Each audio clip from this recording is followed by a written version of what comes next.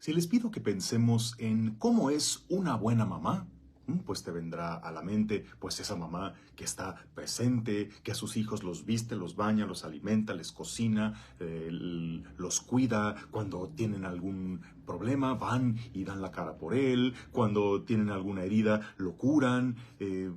Aquella mamá que está tan dedicada a sus hijos que hace todo por ellos.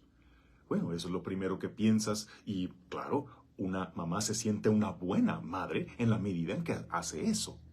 Aunque la experiencia de la vida termina enseñándote que buena madre es más bien aquella que enseña a sus hijos a hacerlo por sí mismos. Es muy buena mamá aquella que le lava y le plancha a sus hijos. Pero ¿habrá sido mucho mejor mamá si con el tiempo esos hijos saben lavarse y plancharse solos y no dependen de su mami que lo esté haciendo? Qué admirable y abnegada aquella mamá que con uñas y dientes pelea por ellos, los defiende. Ella les trata de evitar cualquier problema porque lo asume para sí mismos. Qué amor tan más grande.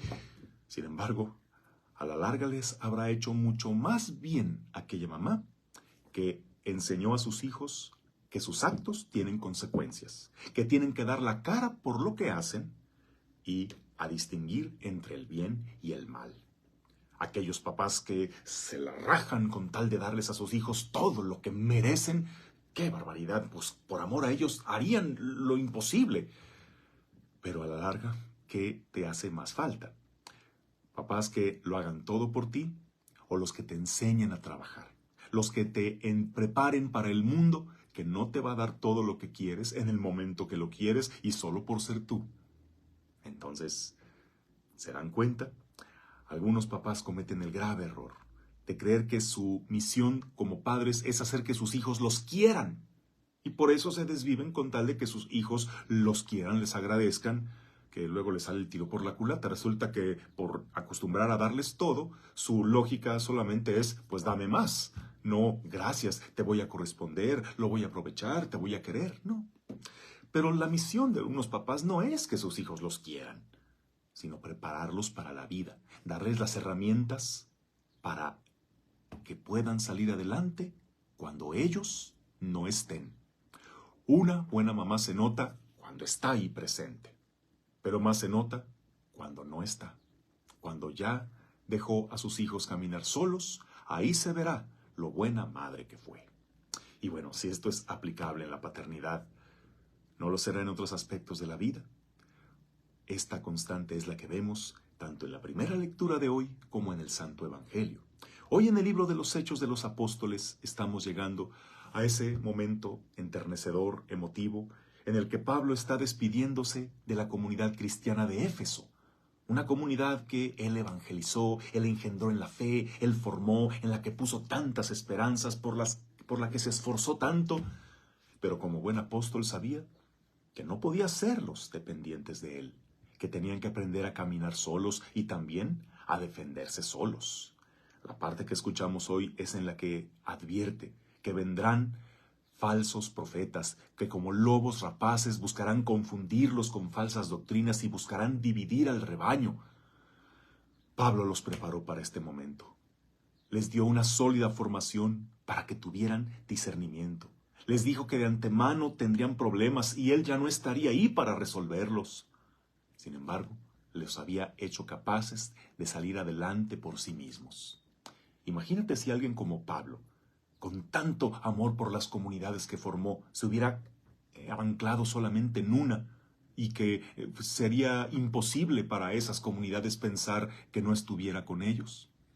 Pues Pablo supo preparar a su sucesor, Pablo supo formar a sus evangelizados para que siguieran adelante y multiplicaran, y así Pablo pudiera seguirle en otro lado.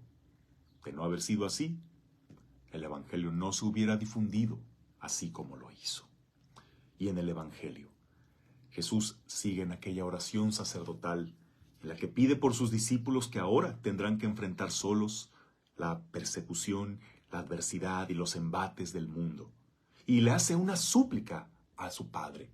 Padre, no te pido que los saques del mundo, sino que los libres del maligno.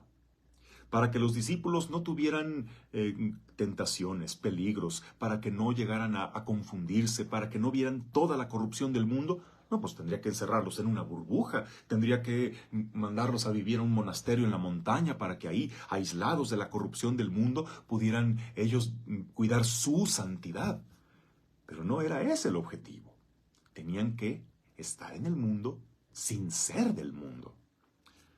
He conocido papás cristianos que, bueno, es muy respetable, solo lo comento, pero que para ellos es muy importante privar a sus hijos de la contaminación del mundo. Por eso en casa no hay televisión, a ellos no se les dan celulares, el acceso a internet está bien controlado de lo que pueden ver. Incluso he sabido de quienes ni siquiera los mandan a la escuela porque están llenas de enseñanzas retorcidas y los compañeros pueden ser muy mala influencia. Así que no, en casa yo les doy la formación cristiana que deben.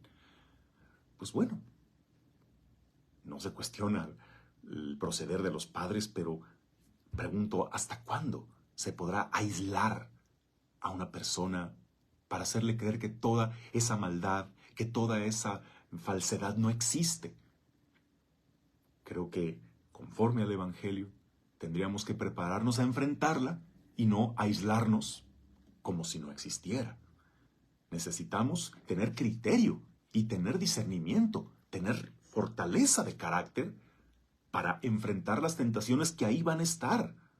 No se trata de vivir siempre restringiendo para que sea imposible acceder a las cosas malas. Estas siempre estarán ahí y podremos acceder a ellas, pero necesitamos formarnos para decir, aunque puedo, no lo haré porque tengo convicciones, porque tengo valores, porque también el buen papá, el buen maestro, el buen sacerdote es el que capacita a aquellos a los que forma para que lo hagan por sí mismos, aun cuando no esté. Buen papá es aquel que carga a su niño. Mejor papá es aquel que lo enseña a caminar. Buen maestro es aquel que explica de manera impoluta su materia. Pero mejor maestro es aquel que enseñó a sus alumnos a pensar. Buen sacerdote es aquel que se desgasta por su comunidad y ahí está presente predicándoles, enseñándoles, confesándolos. Pero su fruto se verá ahí donde sus fieles llevan una vida cristiana sólida fuera de la parroquia y son capaces de, por sí mismos, saber lo que agrada y lo que no a Dios. Y bueno, ¿tú en qué te estás cansando? ¿En hacerlo todo tú o en enseñar a que lo hagan? ¿En prepararlos para cuando tú no estés? Prepáralos para cuando tú no estés, porque de lo contrario, estarás fatigándote en vano. Que tengas un bendecido día, en el nombre del Padre, y del Hijo, y del Espíritu Santo.